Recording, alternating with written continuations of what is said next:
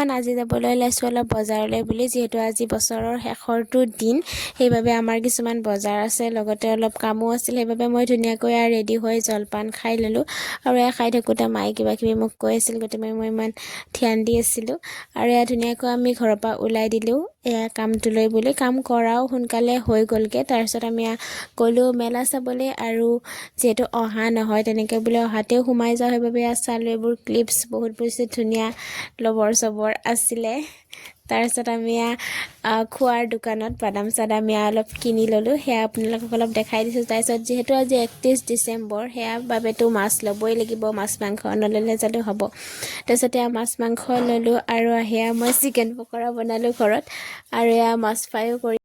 তাৰপিছতে বনালোঁ মই মাছৰ আঞ্জা, লগতে মাংসও বনালোঁ ধুনীয়াকৈ।